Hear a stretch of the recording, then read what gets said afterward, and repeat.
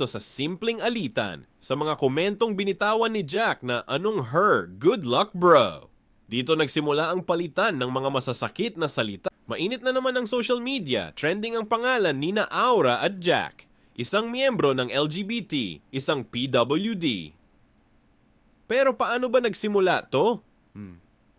Ayon sa mga ulat at videos, nagsimula ito sa simpleng alitan sa mga komentong binitawan ni Jack na anong good luck bro. Dito nagsimula ang palitan ng mga masasakit na salita nila Aura at Jack.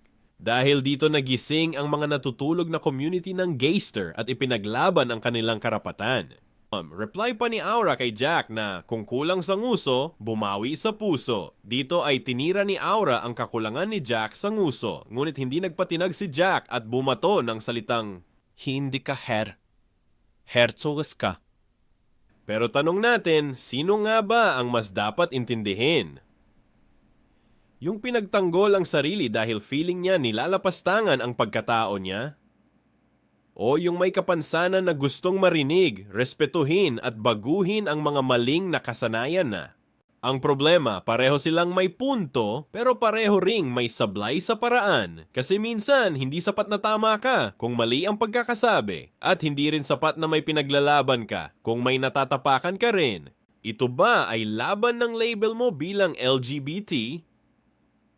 O laban ng pagkatao mo bilang PWD? Baka naman ang tunay na laban ay laban sa sarili, sa pride, sa init ng ulo, sa kakulangan ng malasakit.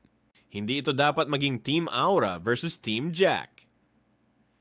Dapat Team Respeto, Team Pag-unawa, at higit sa lahat, Team Human Being. Sa huli, kahit ano pang tawag sa'yo, bakla, may kapansanan, lalaki, babae o kung ano paman, tao pa rin tayong lahat.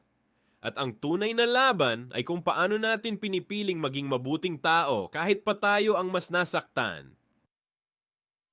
Tito Talk signing off.